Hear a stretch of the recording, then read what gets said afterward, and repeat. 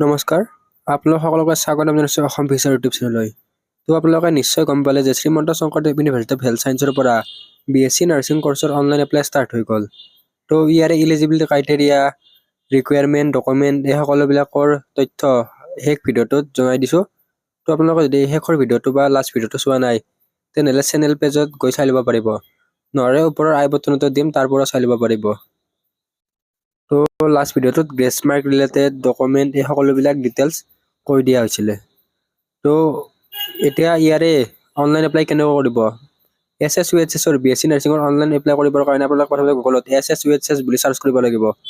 তো ইয়াতে ডিছপ্লেত দি দিয়া হৈছে SSUHS বুলি চাৰ্চ কৰিব। তাৰপিছত ইয়াৰে প্ৰথম ৱেবছাইট http://ssuhs.in ৱেবছাইটটোত ক্লিক কৰিব লাগিব। তাৰপিছত এনেকুৱা ধৰণে ইণ্টাৰফেচ আহিব। তো ইয়াতে লাষ্ট ইয়াৰ এইখিনি ঠাইত BSc নাৰ্ছিঙৰ লিংকটো শ্ব' হৈছিলে। তো এইখিনি ঠাইত BSc নাৰ্ছিঙৰ এপ্লাই কৰিবৰ কাৰণে লিংক আহিছিলে আৰু নটিচবিলাক ইয়াতে নটিচত শ্ব' হৈছিলে, কিন্তু এইবাৰ এইটো চেঞ্জ হ'ল। ইয়াৰে ইণ্টাৰফেচটো এইবাৰ অলপমান চেঞ্জ হ'ল। ইয়াৰ এপ্লাইৰ কাৰণে আপোনালোকে ইয়াতে দিয়া থকা এণ্ট্ৰেন্স এক্সাম এইটো অপশ্যনত ক্লিক কৰিব লাগিব। তো এইটো অপশ্যনত ক্লিক কৰাৰ পিছত এনেকুৱা ধৰণে নতুন ইণ্টাৰফেচ দেখা পাব। তো এইটো ভিডিঅ'ত BSc নাৰ্ছিঙৰ কেনেকৈ এপ্লাই কৰিব ষ্টেপ বাই ষ্টেপ বুজাম। তো ভিডিঅ'টো স্কিপ নকৰাকৈ শেষলৈকে চাই থাকিব।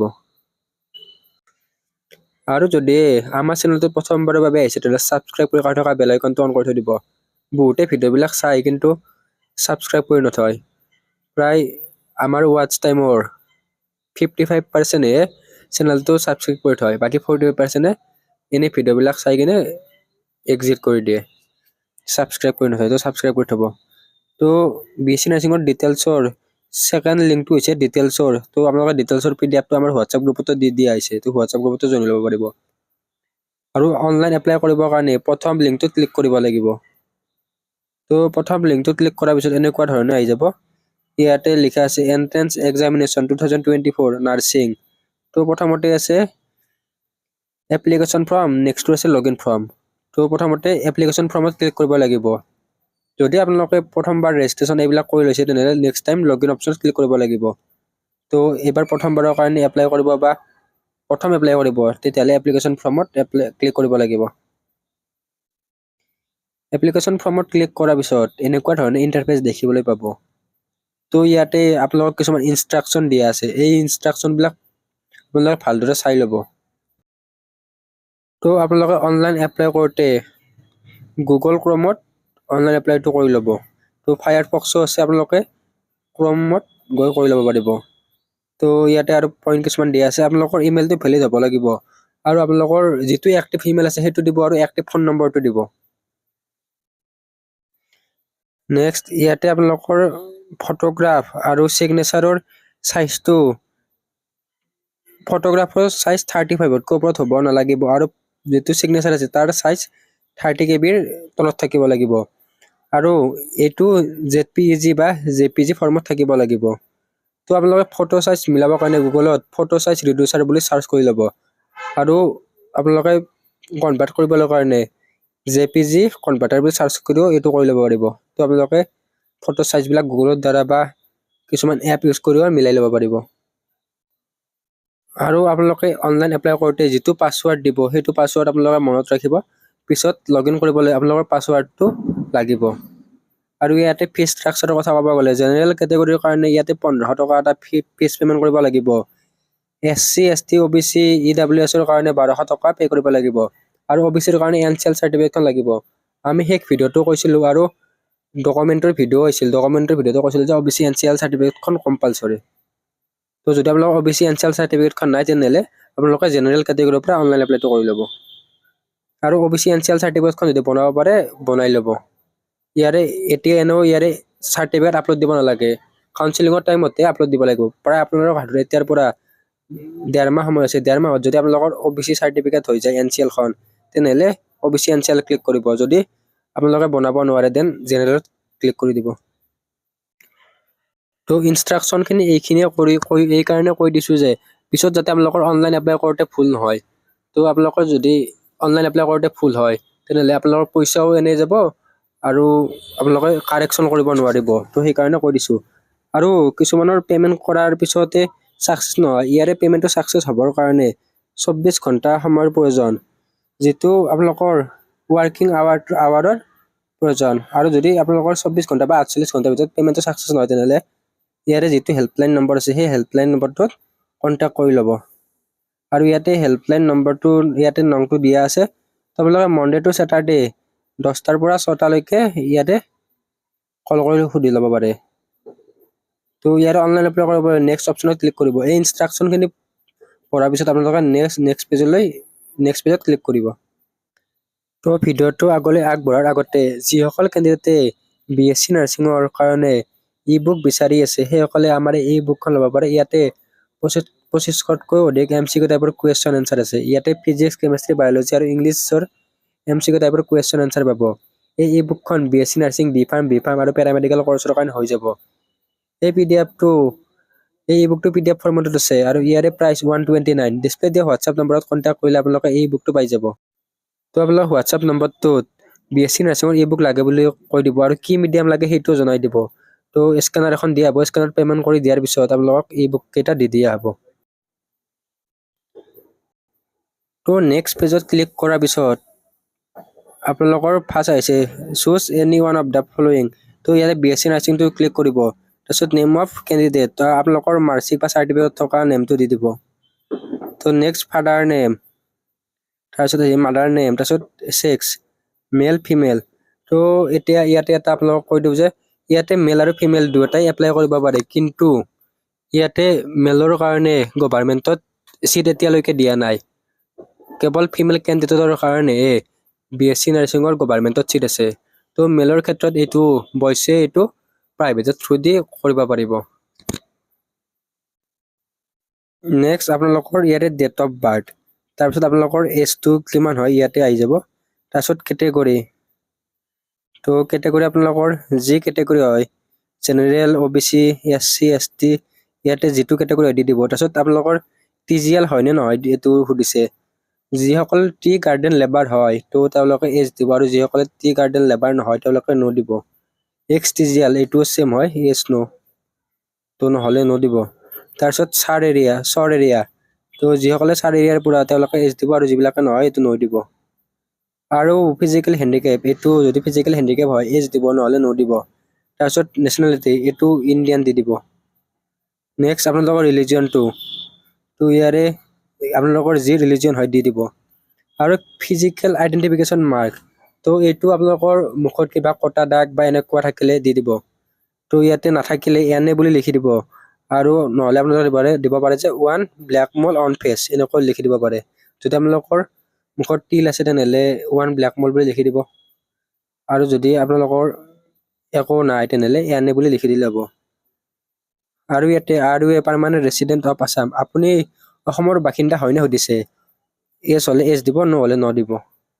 আৰু পিছত আপোনালোকৰ কাউন্সিলিঙৰ টাইমত PRC চাৰ্টিফিকেটখন লাগিব। নেক্সট ইয়াতে লোকেল এড্ৰেছ, তো আপোনালোকৰ ইয়াতে ভিলেজ, তাৰপিছত পিন নং, পোষ্ট অফিচ এইবিলাক দি দিব। তাৰপিছত আপোনালোকৰ চিটি যি হয় দি দিব। তাৰপিছত পিন নম্বৰ দি দিব। ডিষ্ট্ৰিক্ট, ষ্টেট যি হয় চিলেক্ট কৰিব। ইয়াতে আপোনালোকৰ যে পাৰ্মানেণ্ট এড্ৰেছ আৰু লোকেল এড্ৰেছ চেম হয় ইয়াতে এজ এবাবত ক্লিক কৰি দিব। তো এইখিনি অটোফিল হৈ যাব। নেক্সট আপোনালোকৰ হোৱাটছআপ মোবাইল নম্বৰ, তো ইয়াতে হোৱাটছআপ মোবাইল নম্বৰটো দিব। নেক্সট আপোনালোকৰ ইমেইল এড্ৰেছ, এটা ভেলিড ইমেইল এড্ৰেছ দি দিব। তাৰপিছত ইয়াতে আপোনালোকৰ এক্সামিনেশ্যন চেণ্টাৰটো আছে, তো আপোনালোকে এক্সামিনেশ্যন চেণ্টাৰটো চিলেক্ট কৰি ল'ব। আপোনালোকৰ য'তে এক্সাম চেণ্টাৰ ওচৰত আছে সেইটো এক্সাম চেণ্টাৰ চিলেক্ট কৰি ল'ব। তো গুৱাহাটী, ডিব্ৰুগড়, শিলচৰ, যোৰহাট, বৰপেটা, তেজপুৰ, ডিফু, লখিমপুৰ, কোকৰাঝাৰ।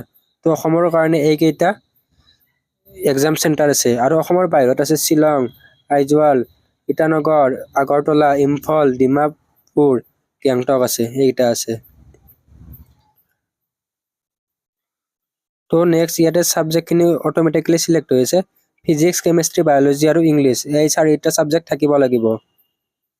এই চাৰিটা সাবজেক্টত আপোনালোকে এন্ট্ৰেন্স এক্সামটো দিব লাগিব। নেক্সট ইয়াতে চুজ বৰ্ড, তো আপোনালোকে CBSE হলে CBSE দিব, আৰু যদি AHSCC হয় তেনেহলে আদাৰ বৰ্ডত সিলেক্ট কৰি দিব। নেক্সট ইয়াতে আপোনালোকে HSSLC পাষ্টৰ এপিয়াৰিং আহিছে, তো যিহেতু হাই ছেকেণ্ডাৰী ৰিজাল্ট দিলে তো সকলোৱে ইয়াতে পাছ অপশ্যনত সিলেক্ট কৰি দিব।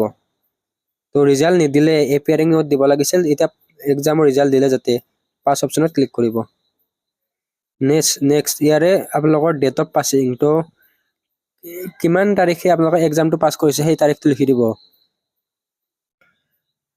তাৰপিছত নেম অফ ইনষ্টিটিউট, আপোনালোকে যোনখন ইনষ্টিটিউটৰ পৰা এক্সামটো দিছে বা পাছ কৰিছে সেই এক্সামটো সেই ইনষ্টিটিউটখনৰ নামটো লিখি দিব। তাৰপিছত নেক্সট নেম অফ বৰ্ড, ইয়াতে CBSE হলে CBSE লিখি দিব, AHSCC হলে AHSCC লিখি দিব। তো নেক্সট সাবজেক্ট, ইয়াতে আপোনালোকে ইংলিছ সাবজেক্টৰ টোটেল মাৰ্ক, ইয়াতে টোটেল মাৰ্কটো 100 হ'ব, আৰু মাৰ্ক চিকৰটো আপোনালোকে কিমান মাৰ্ক পাইছে সেইটো লিখি দিব। ইয়াতে পাৰ্চেণ্ট, তো পাৰ্চেণ্টটো কিমান হয় সেইটো লিখি দিব। ধৰক আপোনালোকে ইংলিছত 100ৰ ভিতৰত 60 পাইছে, তেনেহ'লে পাৰ্চেণ্ট মাৰ্ক অফ 10 ইয়াতে 60 লিখি দিব। তাৰপিছত ফিজিক্সত 100ৰ ভিতৰত 80 পাইছে, তেনেহ'লে ইয়াতে 80 লিখি দিব। নেক্সট কেমেষ্ট্ৰি যদি 100ৰ ভিতৰত আপোনালোকে ইয়াতে 90 পাইছে, দেন ইয়াতে 90 লিখি দিব। তাৰপিছত বায়'লজিত ইয়াতে টোটেল মাৰ্ক 100, ইয়াতে যিমান মাৰ্ক পাইছে সেইখিনি দিব, আৰু ইয়াতে পাৰ্চেণ্টটো দি দিব।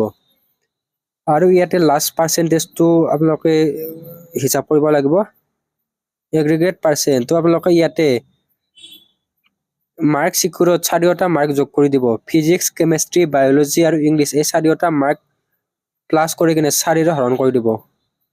তো আপোনালোকক এক্সাম্পল দেখুৱাই দিছোঁ, তো মই এনে এটা এক্সাম্পল লৈ ল'লোঁ। 50 আপোনালোকে ইংলিছত 50, কেমেষ্ট্ৰিত 50, ফিজিক্সত 50, বায়'লজিত 50, তো এই 4টা যোগ কৰি দিলে, এই 4টা যোগ কৰি দিওঁতে 200 হ'ব, তো 4 দি হৰণ কৰি দিব, তো ইকুৱেল 50%। তো আপোনালোকে ইয়াতে পাৰ্চেণ্টটো 50% লিখিব লাগিব। ইয়াতে ফিজিক্স, কেমেষ্ট্ৰি, বায়'লজি নহয়, ফিজিক্স, কেমেষ্ট্ৰি, বায়'লজি আৰু ইংলিছ এই 4টাৰ পাৰ্চেণ্টেজ হিচাপ কৰিছে, আৰু ইয়াৰে পাৰ্চেণ্টটো অলৰেডি আমাক কিমান পাৰ্চেণ্ট লাগে কৈ দিয়া হৈছে। তো জেনেৰেলৰ কাৰণে এইটো 50%, ফিজিকেলি হেণ্ডিকেপৰ কাৰণে এইটো 45%, আৰু SC, ST, OBCৰ কাৰণে এইটো 40%। তো লাষ্ট ভিডিঅ'ত এইটো কৈ দিয়া হৈছে। তাৰপিছত ইয়াতে ফটো আৰু চিগনেচাৰ দিব লাগিব। ইয়াতে আপোনালোকৰ ইনষ্ট্ৰাকশ্যন কিছুমান দিয়া আছে। ফটোৰ কাৰণে আপোনালোকৰ 35 KB কম হ'ব লাগিব। ফটোৰ হাইটটো 250 to 320 পিক্সেলৰ ভিতৰত থাকিব লাগিব, আৰু ফটোৰ ৱেটটো 150 পৰা 220 ভিতৰত থাকিব লাগিব। আৰু চিগনেচাৰৰো তেনেকৈ ইয়াতে লিখা আছে। তো ফটোৰ চিগনেচাৰ মিলাওঁতে বহুতৰে অসুবিধা হয়, তো আপোনালোকে গুগলত এইখিনি ফটোৰ চিগনেচাৰটো মিলাই ল'ব। তাৰপিছত নেক্সট ইয়াতে আপোনালোকৰ পাছৱৰ্ড দিব লাগিব, আৰু সেইটো পাছৱৰ্ড চেম বহাব লাগিব। তো মই পাছৱৰ্ডটো সাজেষ্ট কৰিম যে আপোনালোকৰ নাম, লাইক মোৰ নাম হীৰক @123, এইটো পাছৱৰ্ড এনেকৈ পাছৱৰ্ড দি দিব, মানে আপোনালোকৰ নামটো @123 এনেকৈ পাছৱৰ্ডটো দি দিব, তেতিয়া মনত ৰাখিবলৈ সহজ হ'ব। তো মোৰ ফিল আপ কৰা হৈ গ'ল। ফিল আপ কৰা হোৱাৰ পিছত ছাবমিট অপশ্যনত ক্লিক কৰিম। তো ছাবমিট অপশ্যনত ক্লিক কৰোঁতে মোৰ পাছৱৰ্ডটো চেম হোৱা নাই, তো পাছৱৰ্ডটো চেম কৰি লওঁ। তাৰপিছত এনেকুৱা ধৰণে আহিব, are you sure you want submit the form. তো আপোনালোকে ফৰ্মখন ঠিকে আছে নে নাই চাই কিনে অ'কে অপশ্যনত ক্লিক কৰিব। তো ইয়াতে প্ৰচেছিং প্লিজ ৱেইট দেখাই আছে। তো এনেকৈ আপোনালোকৰ যিটো এপ্লিকেশ্যন ফৰ্ম আছে এনেকৈ একনলেজমেণ্ট হিচাপে আহি যাব, এই সকলোবিলাক ডিটেইলছ চাই ল'ব। তো ইয়াতে আপোনালোকৰ ইউজাৰ নেম আৰু এপ্লিকেশ্যন ফৰ্ম দিয়া আছে। ইয়াতে যিটো এপ্লিকেশ্যন নং দিয়া আছে আপোনালোকে এই এপ্লিকেশ্যন নংটো আপোনালোকে মনত ৰাখিব লাগিব। তো এইটো আপোনালোকে স্ক্ৰীনশ্বট মাৰি ৰাখিব, আৰু এপ্লিকেশ্যন নংটো লিখি ৰাখিব। তাৰপিছত ইয়াতে এনেকৈ কপি কৰি ল'লোঁ। তাৰপিছত please log in and make payment, ইয়াতে ক্লিক কৰিব। তাৰপিছত আপোনালোকে লগ ইন ফৰ্ম অপশ্যনত ক্লিক কৰিব লাগিব। তো লগ ইন ফৰ্ম অপশ্যনত ক্লিক কৰাৰ পিছত এনেকুৱাকৈ আপোনালোকৰ ইউজাৰ নেম আৰু এপ্লিকেশ্যন নং আহি যাব, তাৰপিছত পাছৱৰ্ড আহি যাব। তো ইয়াতে এপ্লিকেশ্যন নংটো বহাই দিম, তাৰপিছত পাছৱাৰ্ডটো ভৰাই দিব। যদিহে বাই মিষ্টেকলি আপোনালোকৰ যিটো পাছৱাৰ্ড আছে পাহৰি যায় তেনেহ'লে ফৰগট পাছৱাৰ্ডত ক্লিক কৰিব। তাৰপিছত লগইন কৰাৰ পিছত এনেকুৱা ধৰণে ইণ্টাৰফেচ আহি যাব। তো ইয়াত আপোনালোকৰ এপ্লিকেশ্যন নং, name, date of birth, address এনেদৰে আহি যাব। তাৰপিছত ইয়াতে পে'মেণ্ট ষ্টেটাছ আছে, পে'মেণ্ট ষ্টেটাছত আপোনালোকৰ পেণ্ডিং দেখাব। তো বেংক কনফাৰ্মেশ্যন নট ৰিচিভ, তো পে'মেণ্ট কৰা নাই কাৰণে ইয়াতে এইটো এনেকৈ দেখাই আছে। আৰু কিছুমানৰ পে'মেণ্ট কৰাৰ পিছতে এনেকুৱা অপশ্যনে দেখাব, কাৰণ ইয়াতে পে'মেণ্টটো ছাকচেছ হোৱাতে এদিন বা দুদিন সময় লয়।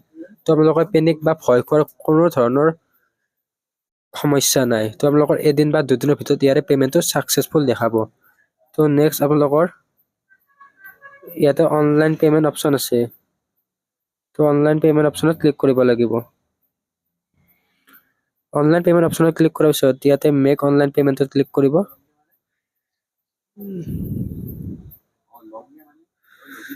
তো এইটো এক্সপায়াৰ্ড হৈছে, তো আপোনালোকে ইয়াতো ৰিফ্ৰেছ কৰি পে'মেণ্টটো কৰি ল'ব। তো এইটো মাজে মাজে এনেকুৱাকৈ প্ৰব্লেম চলি থাকে, তো আপোনালোকে যদি এতিয়া নহয় পিছত এনেকৈ চেক কৰি ল'ব।